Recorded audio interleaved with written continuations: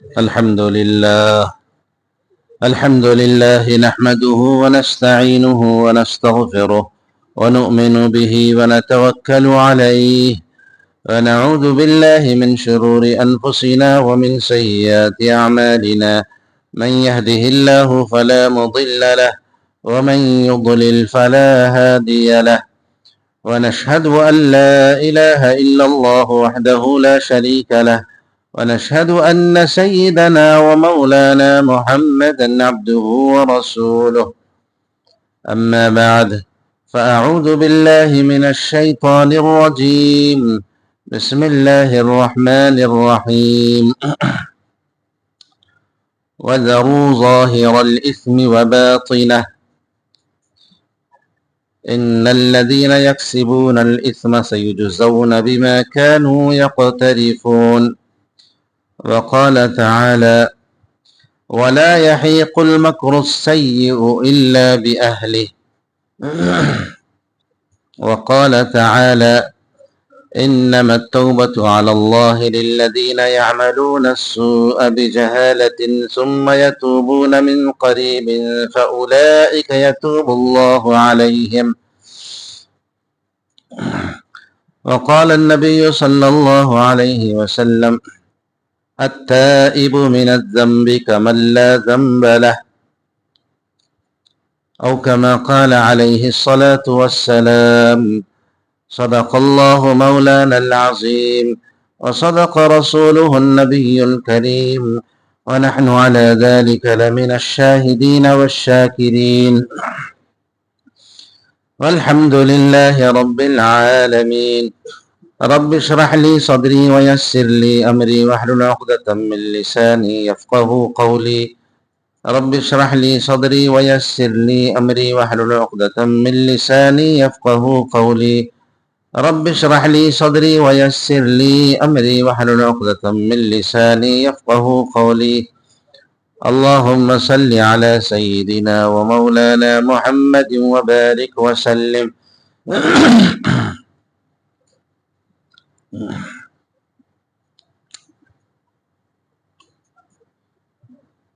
انسان کو اللہ نے ایک ایسی مخلوق بنایا ہے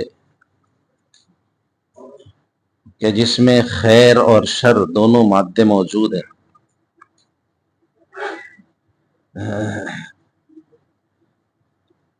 اچھے اور نیک کام بھی انسان کرتا ہے اور برے اعمال کرنے کا داعیہ بھی اس کے اندر موجود ہے،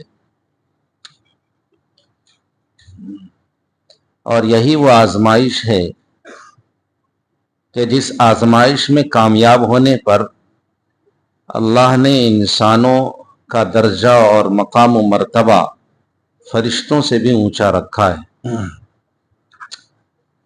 ظاہر ہے کہ جو بندہ امتحان میں کامیاب ہوتا ہے اسے سرخروئی نصیب ہوتی ہے،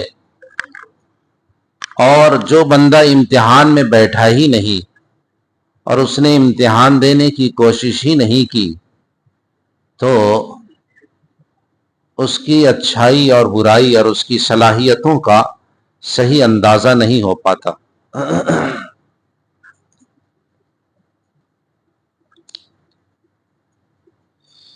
انسان کے لیے خیر یہ ہے اور انسان کی خوبی اور بھلائی کی بات یہ ہے کہ انسان اپنی انسانیت کا مظاہرہ کرتے ہوئے برائیوں کو دبائے اور اچھائیوں کو غالب کرے اور اوپر کرنے کی کوشش کرے۔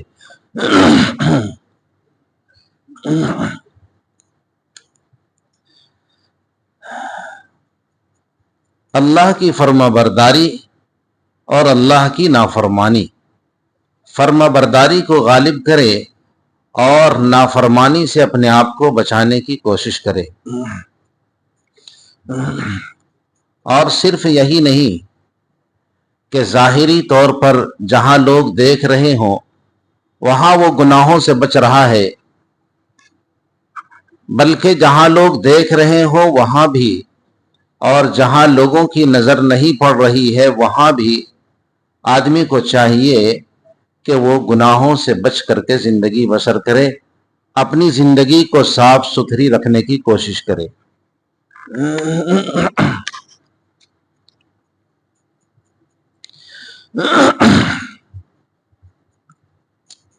گناہ کہتے ہیں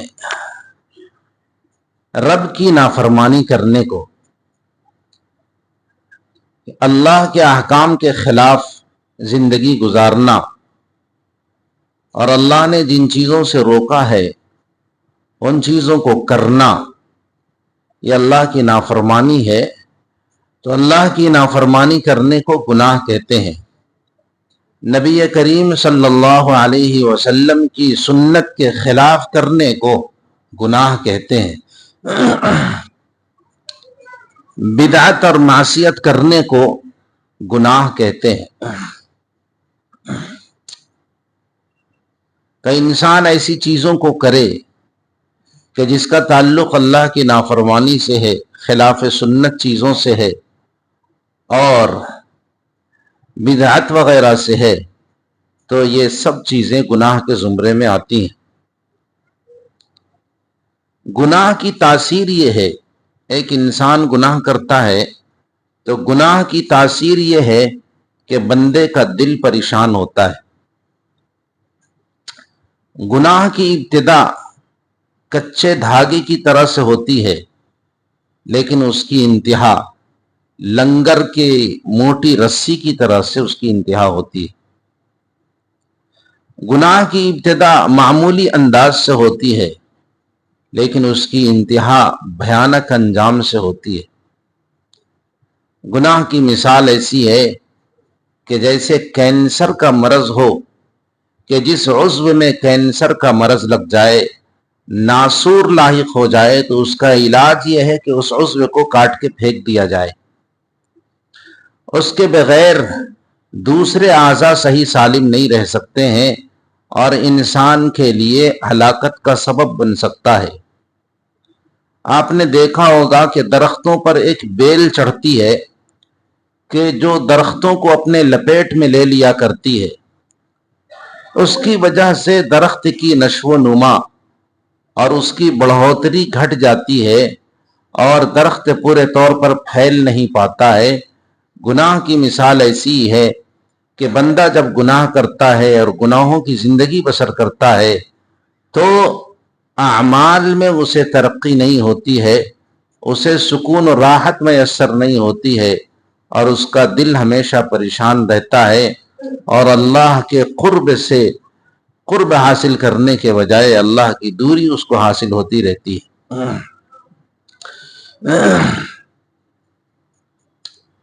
لا تحقرن صغیرۃ ان الجبال من الحصى، چھوٹے گناہوں کو بھی حقیر نہ سمجھو، اس لیے کہ کنکریاں مل کر کے ہی پہاڑ بنتے ہیں۔ ریت کے تودے ہیں کہ ریت باریک ہوتے ہیں ریت، لیکن یہی ریت جب ایک جگہ جمع ہو جائیں تو پھر ٹیلے بن جایا کرتے ہیں۔ تو انسان شروع میں گناہ کرتا ہے اور اسے ہلکا سمجھتا ہے کہ کسی غیر محرم کی طرف نظر ڈالی، کسی کو غلط ہاتھوں سے پکڑ لیا، یا مثلاً کسی کو کوئی ایسی بات کہہ دی، ان چیزوں کو وہ معمولی سمجھتا ہے، لیکن پھر یہ عادتیں اس کی پختہ ہو جایا کرتی ہیں اور پھر بعد میں چل کر کے اس کے لیے چھوڑنا بہت مشکل ہو جاتا ہے۔ بچپن کی عادتیں بچپن تک رہا کرتی ہیں اور اس کے لیے چھوڑنا انتہائی مشکل ہوتا ہے، یا ایسی عادت بن جاتی ہے جو اس کی طبیعت ثانیہ ہوتی ہے، پھر انسان کوشش کے باوجود بھی چاہے تو اسے چھوڑ نہیں سکتا ہے۔ اس لیے جو انسان گناہ کو بڑی ہوشیاری کے ساتھ کرتا ہے اور بڑی صفائی کے ساتھ کرتا ہے اور بڑی کامیابی کے ساتھ جو شخص گناہ کو انجام دیتا ہے اور کرتا ہے، اور یہ سمجھتا ہے کہ میں نے ایسے انداز سے کیا ہے کہ کسی کو پتہ نہ چلے، تو آپ دیکھیں کہ اس کا دل بے سکون ہو جاتا ہے اور پریشان ہو جاتا ہے۔ نیکی کی تاثیر یہ ہے کہ دل کو سکون ملتا ہے، اور معصیت اور گناہ کی تاثیر یہ ہے تو اس سے انسان کا دل پریشان ہو جاتا ہے۔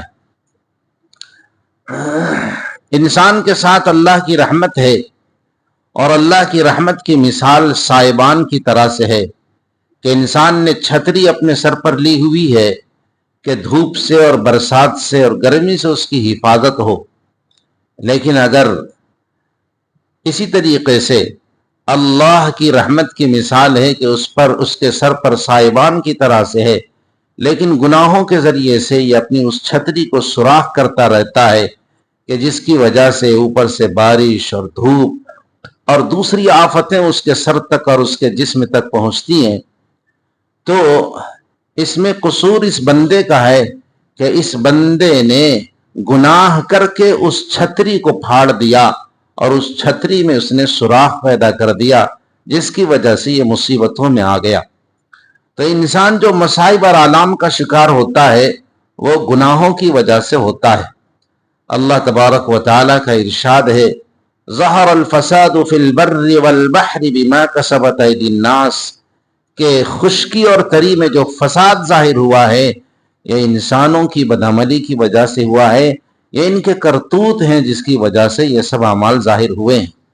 تو اللہ کی رحمت حفاظت کے لیے ہے، لیکن اللہ کی رحمت کو کوئی پھاڑ دے اور اللہ کی رحمت کے سائے کو کوئی ہٹا دے یا اس میں سوراخ کر دے تو پھر بلاؤں کو وہ نہیں روک سکتی۔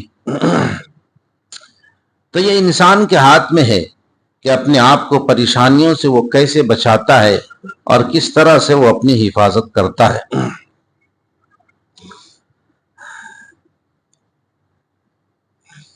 جب انسان گناہوں میں مبتلا ہوتا ہے اور انسان معصیتوں میں اپنے آپ کو ملوث کرتا ہے تو پھر اللہ تبارک و تعالیٰ کی طرف سے آزمائشیں ہوتی ہیں کہ رحمت کا سایہ ہٹ جاتا ہے اور پھر وہ بندہ ان چیزوں کے حوالے ہو جاتا ہے جن چیزوں کو یہ کرتا ہے۔ وَلَا يَحِيقُ الْمَكْرُ السَّيِّئُ إِلَّا بِأَهْلِهِ، کہ جو شخص غلط تدبیریں کرتا ہے اور جو غلط عمل میں اپنے آپ کو لگائے رکھتا ہے تو اس کا انجام اسی کی طرف لوٹتا ہے۔ یہ قرآن کا فیصلہ ہے۔ ہمارے یہاں بڑی آسانی سے اس کو کہتے ہیں کہ دوسرے کے لیے گڈھا کھودنے سے انسان خود اس میں گر پڑتا ہے۔ تو قرآن کہتا ہے وَلَا يَحِيقُ الْمَكْرُ السَّيِّئُ إِلَّا بِأَهْلِهِ، کہ برا مکر اور بری تدبیر اس کا انجام یہ ہے کہ بری تدبیر کرنے والے کے ہی سر پڑ جاتی ہے وہ۔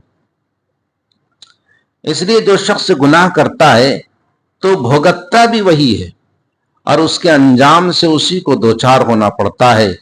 عدل و انصاف فقط حشر پہ موقوف نہیں، عدل و انصاف فقط حشر پہ موقوف نہیں، زندگی خود بھی گناہوں کی سزا دیتی ہے۔ کہ انسان زندگی بسر کرتا ہے تو زندگی میں بھی اسے گناہوں کی سزا ملتی ہے اور اسے اس کی سزا چکھنی پڑتی ہے اور ان حالات سے ان کو دوچار ہونا پڑتا ہے۔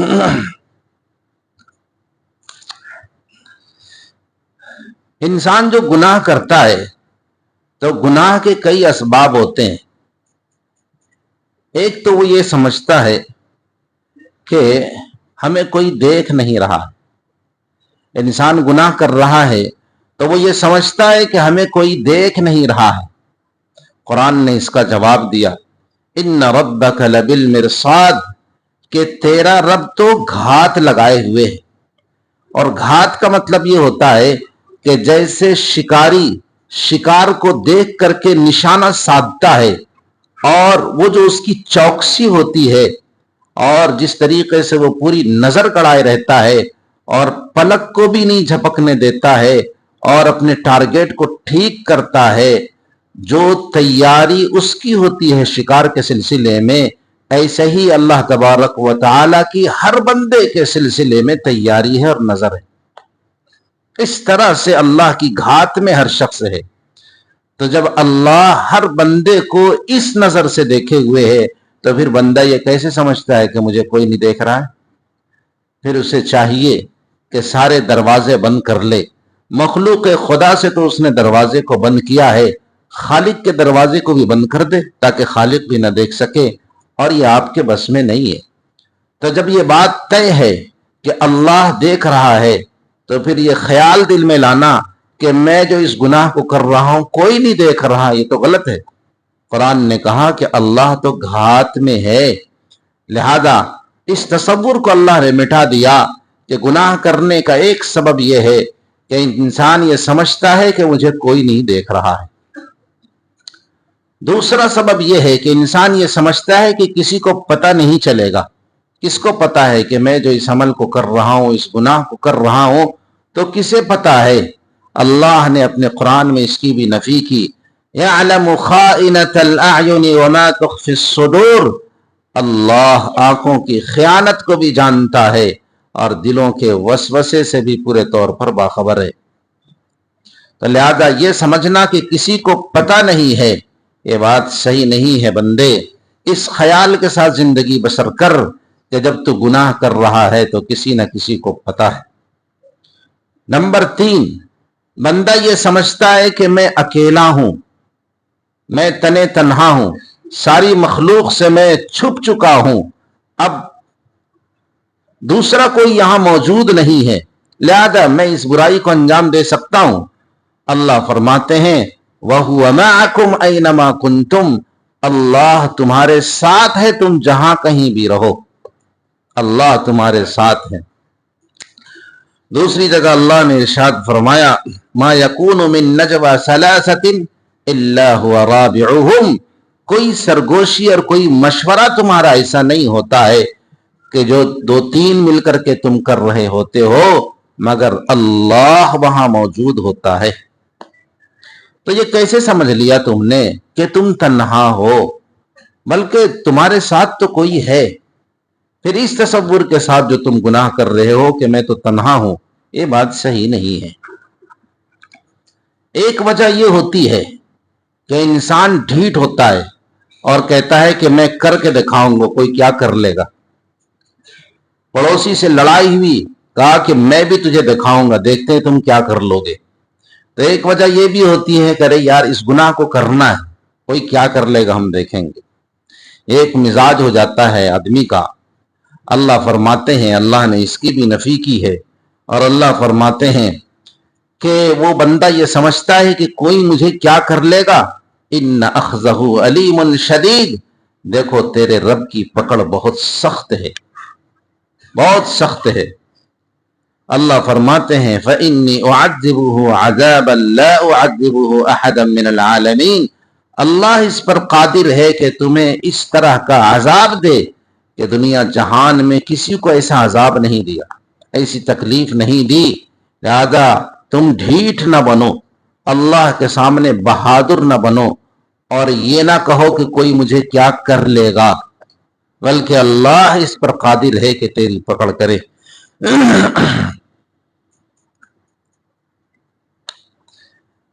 ایک شخص حضرت ابراہیم بن ادم کے پاس آیا اور وہ کہنے لگا کہ حضرت کوئی ایسی تدبیر بتا دیجئے کہ میں گناہ بھی کرتا رہوں اور میری پکڑ بھی نہ ہو، اس لیے کہ میں مجبور ہوں، میں گناہ نہیں چھوڑ سکتا، لہذا میں گناہ بھی کرتا رہوں اور میری پکڑ بھی نہ ہو، ایسی کوئی صورت ہو تو آپ بتا دیں۔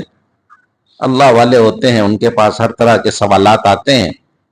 تو حضرت نے کہا کہ ہاں ایک چیز ہے، میرے ذہن میں ایک چیز ہے، ایسا کرو کہ تم جو گناہ کرتے ہو تو اللہ کی نظروں سے چھپ کر کے گناہ کرو۔ آسان صورت ہے۔ کہ حضرت یہ تو ممکن نہیں ہے۔ کہ اچھا، پھر ایک دوسری تدبیر یہ ہے، دوسری صورت یہ ہے کہ کھاتے ہو اللہ کا اور نافرمانی اس کی کرو، لہذا تم کھانا چھوڑ دو، اللہ کا رزق نہیں کھاؤ گے، میں آپ کا کھاتا نہیں، آپ کی بات کیوں مانوں؟ کہ حضرت یہ بھی ممکن نہیں ہے۔ کہا پھر ایسا کرو کہ اللہ کی حکومت سے نکل جاؤ، زمین و آسمان اللہ کی ہے، تم اس کے حدود سے نکل جاؤ، اس کے بعد نافرمانی کرتے رہو، گناہ کرتے رہو، تو جب اللہ کی مل کر حدود میں نہیں رہو گے تو اللہ کی پکڑ بھی نہیں ہوگی۔ کہ حضرت یہ ہمارے لیے تو ممکن نہیں ہے۔ یا معشر الجن والانس ان استطعتم ان تنفذوا من اقطار السماوات والارض फनफुजू ला तनफुजून इल्ला बिसुल्तान, अगर तुम चाहो निकलना तो जमीन और आसमान के हुदूद से नहीं निकल सकते हो। तो हजरत ने कहा कि तुम निकल जाओ जमीन और आसमान के हुदूद से। कहा हजरत ये भी मुमकिन नहीं है। कहा फिर ऐसा करो कि जब मलकुल मौत आए तो उस वक्त कह देना कि भाई जरा सा मोहल्लत दे दो और मैं 2 रकात पढ़ लूं और तौबा कर लूं। तौबा से तो अल्लाह गुनाहों को माफ फरमा दिया करते हैं। उसने कहा कि हजरत मलकुल मौत जब आता है तब तो मोहलत नहीं देता है, वो तो बगैर बताए हुए आ जाता है। कहा अच्छा ये भी मुमकिन नहीं है। तो फिर ऐसा हो कि कब्र में जब तुम्हारे पास मुनकर नकीर आए तो तुम कहना कि बगैर इजाजत के तुम कैसे चले आए, पहले इजाजत लो उसके बाद आओ। तो हजरत ये भी हमारे लिए मुमकिन नहीं है। कहा अच्छा ऐसा करना कि जब जहन्नम का फैसला तुम्हारे लिए हो जाए तो उस वक्त तुम अड़ जाना और खड़े हो जाना कि मैं तो नहीं जाता जहन्नम में, कौन माई का लाल है जो मुझे जहन्नम में ले जाए। अल्लाह के फरिश्तों से मुकाबला कर लेना तुम। कहा कि हजरत ये भी मुमकिन नहीं है। कि अल्लाह के बंदे जब मुमकिन नहीं है तो फिर आखिरी सूरत यह है कि तुम गुनाहों को छोड़ो, इसके अलावा और कोई सूरत नहीं है। लिहाजा जाहिर के गुनाहों को भी छोड़ दे आदमी और बातिन के गुनाहों को भी छोड़ दे।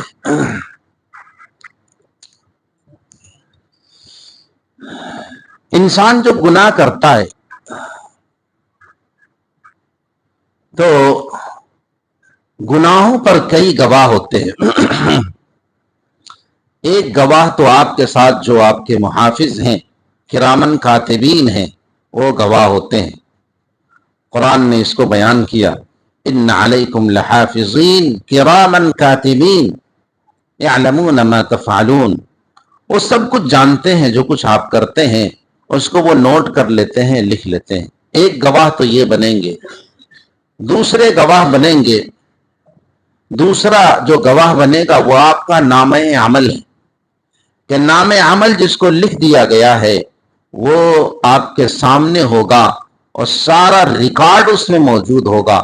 उस वक्त इंसान कहेगा मा लिहाज़ल किताब ला युगादिरु सगीरतन वला कबीरतन इल्ला अहसाहा।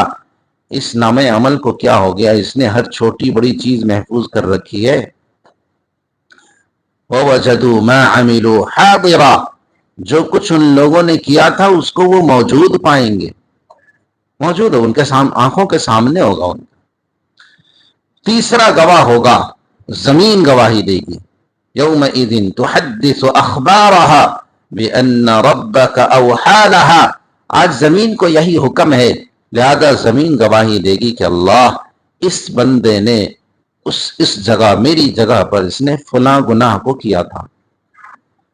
चौथी गवाही खुद उसके आज़ा और जवारे देंगे।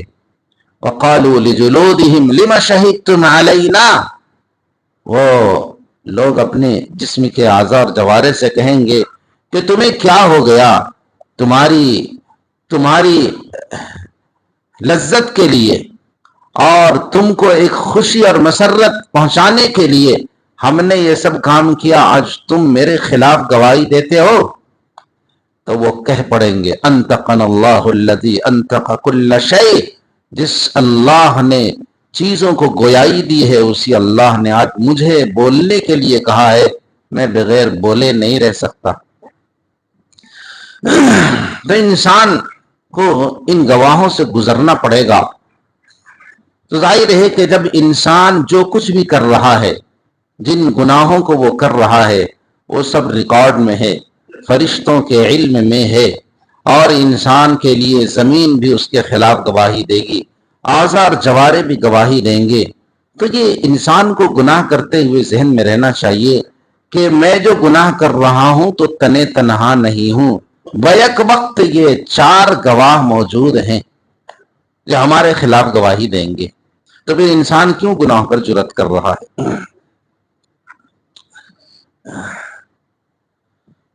एक इंसान गुनाह करता है बगैर इरादे के और एक आदमी गुनाह करता है इरादे के साथ। इंसान जो इरादे के साथ गुनाह करता है वो बहुत ही खतरनाक है। एक है कि बिला इरादा गुनाह हो गया, وہ ایک الگ چیز ہے. قرآن نے اس کو بیان کیا، انما التوبۃ علی اللہ للذین یعملون السوء بجہالۃ ثم یتوبون من قریب فاولئک یتوب اللہ علیہم، کہ جن لوگوں سے گناہوں کا صدور ہو جاتا ہے انجانے میں، بجہالۃ، اس کے بعد وہ اللہ کے سامنے توبہ کرتے ہیں، ثم یتوبون من قریب، فی الفور توبہ کرتے ہیں، تنبہ ہوا اور فوراً اللہ کے حضور حاضر ہو گئے اور توبہ کرتے ہیں، فَأُولَئِكَ يَتُوبُ اللَّهُ عَلَيْهِمْ، تو اللہ ان کی توبہ قبول فرماتے ہیں. وَلَيْسَتِ التَّوْبَةُ لِلَّذِينَ يَعْمَلُونَ السَّيِّئَاتِ، ان لوگوں کے لیے توبہ نہیں ہے کہ جو جان بوجھ کر کے غلطیاں کرتے ہیں. حَتَّى إِذَا حَضَرَ أَحَدَهُمُ الْمَوْتِ، یہاں تک کہ جب موت آتی ہے تو کہتے ہیں تھوڑی ہم کو مہلت مل جاتی. تو جان بوجھ کر کے گناہ کرنا یہ زیادہ خطرناک ہے. علم و ارادے سے گناہ کرنا یہ ایک مسلمان کے شان ہے ہی نہیں، مسلمان کے شان نہیں ہے.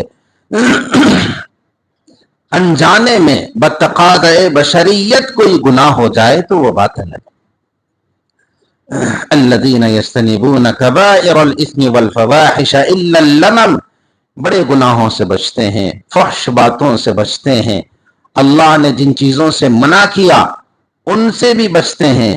معاشرے میں جو لوگ جس کو برا سمجھتے ہیں اس فحش اور بدکاری اور بدعمل سے بھی بچتے ہیں. ہاں چھوٹے گناہ بہرحال ہو جاتے ہیں تو ایسے لوگوں کے لیے معافی ہے.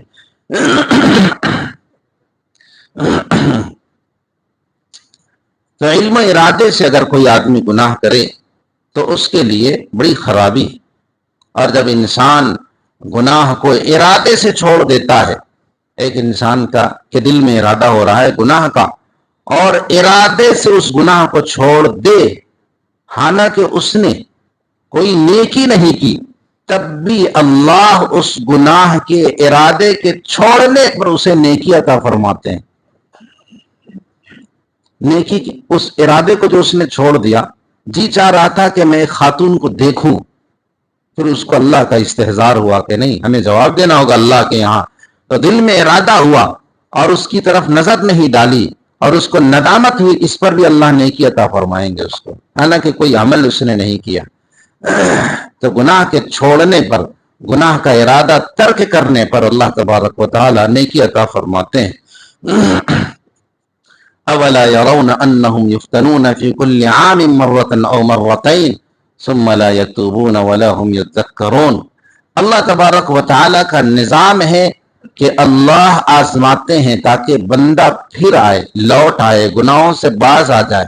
یہ اللہ کا نظام ہے.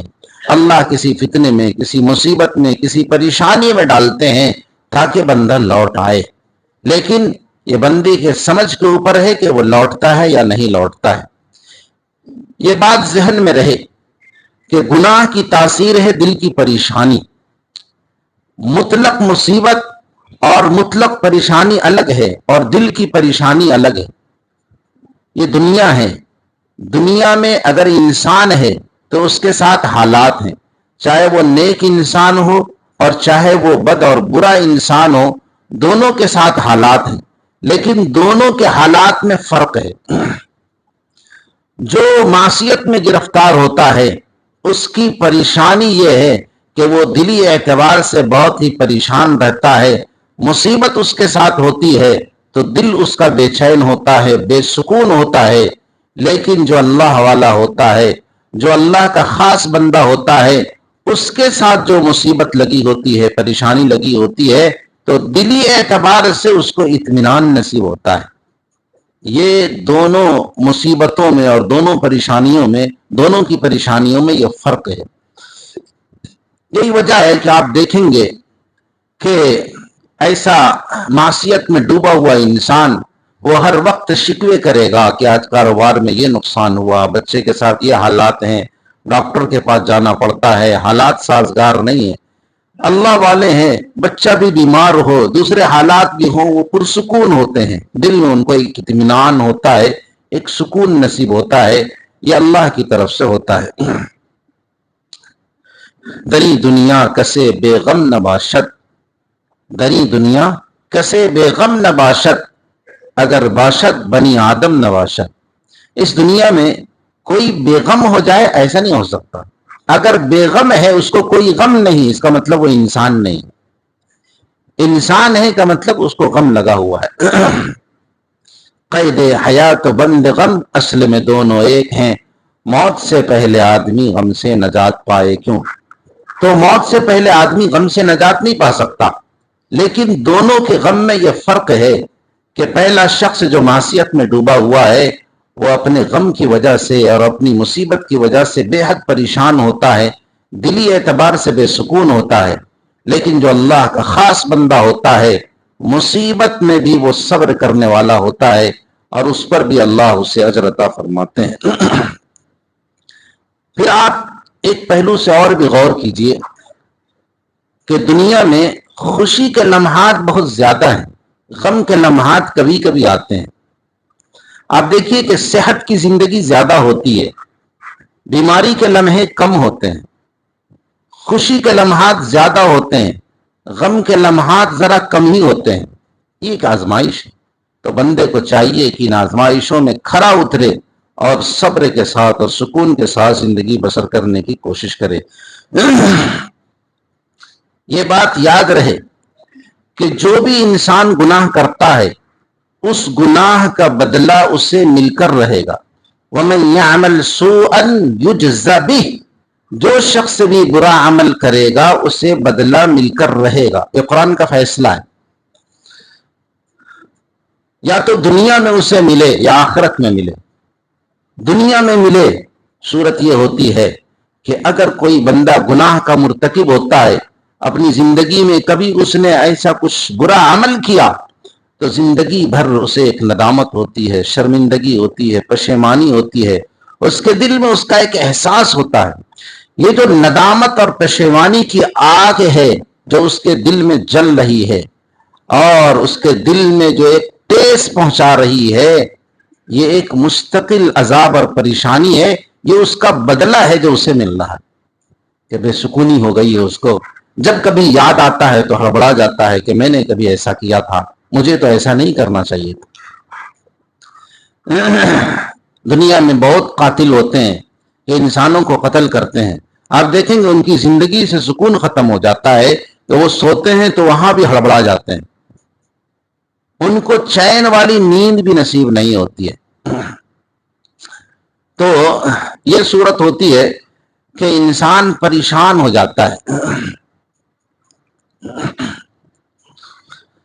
اور تو دنیا میں تو یہ ہے کہ ندامت کی آگ میں وہ جلتا ہے، اور اگر یہاں اسے ندامت نہیں ہوئی تو اس برے عمل کا بدلہ کل قیامت کے دن اس کو ملے گا اور جہنم کی آگ میں اس کو جلنا پڑے گا.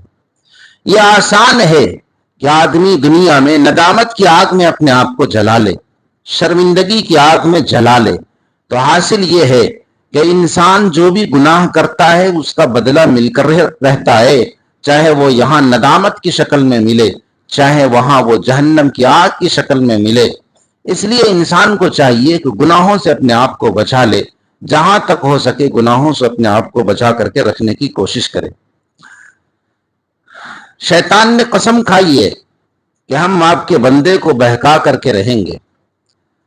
قال فاهبط منها فما يكون لك ان تتكبر فيها فاخرج انك من الصاغرين.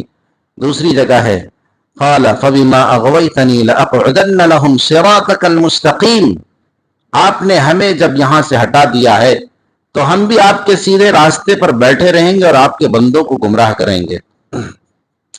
پھر ثم لآتینہم من بین ایدیہم ومن خلفہم وعن ایمانہم وعن شمائلہم ولا تجد اکثرہم شاکرین.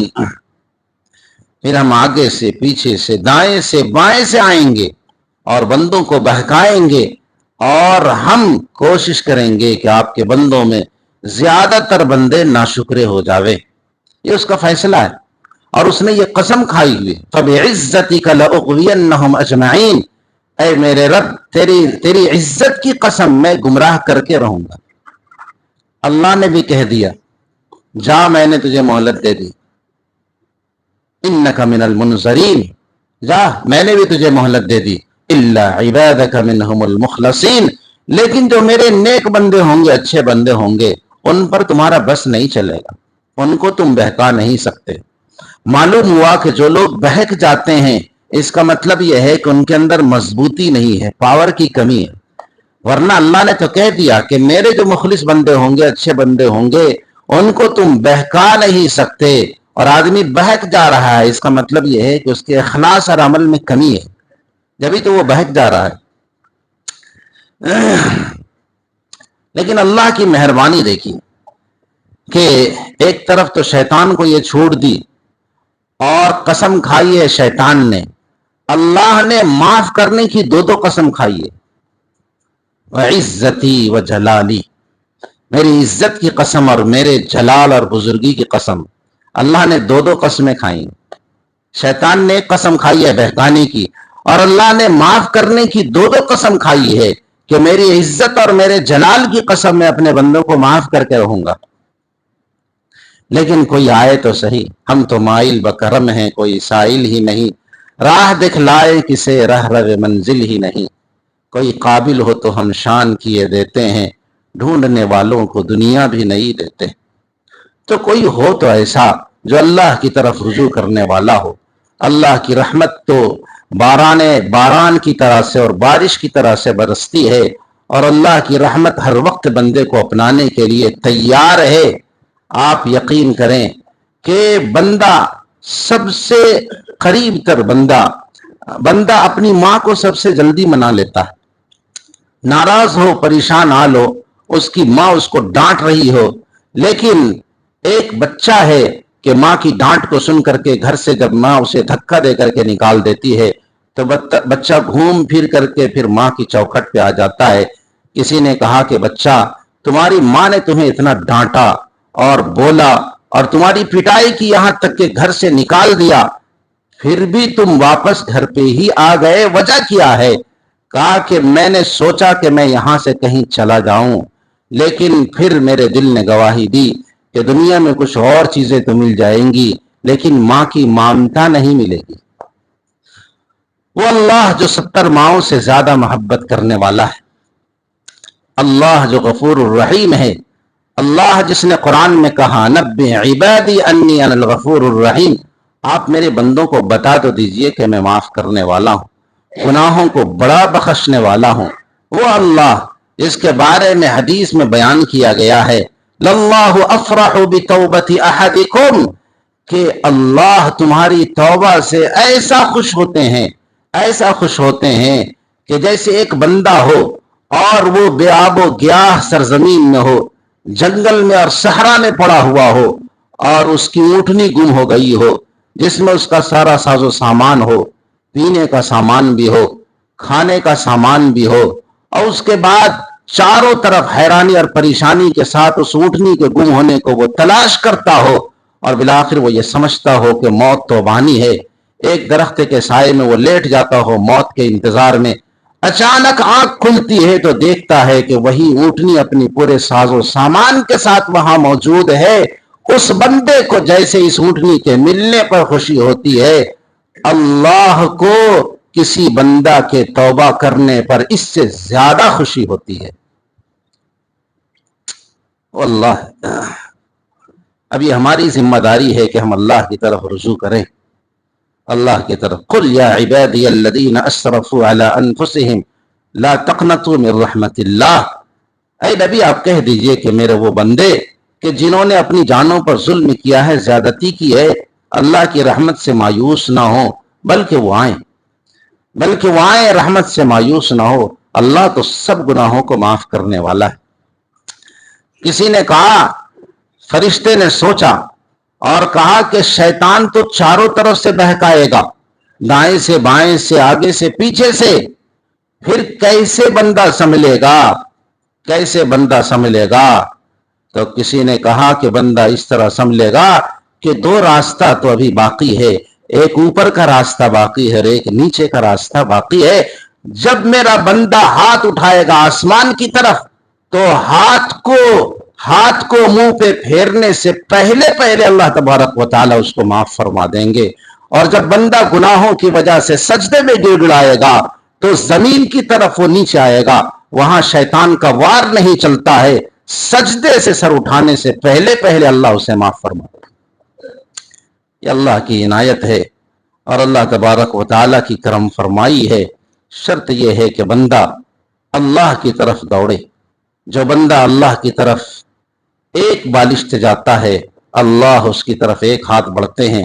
جو بندہ چل کر کے جاتا ہے، اللہ دوڑ کر جاتے ہیں۔ جو بندہ اللہ کی طرف بڑھتا ہے، اللہ اسے لپک کر کے اٹھا لیتے ہیں۔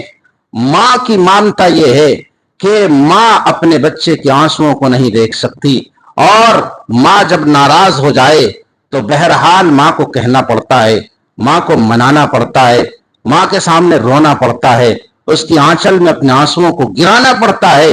لیکن اللہ وہ ہے اور اللہ کی رحمت ایسی ہے کہ بندے سے گناہ ہو گیا، بیٹھے بیٹھے اس کے دل میں صرف ندامت آئی کہ میں نے غلط کیا، میں نے اللہ کو حاضر و ناظر نہیں جانا اور میں نے اللہ کی معصیت کر دی۔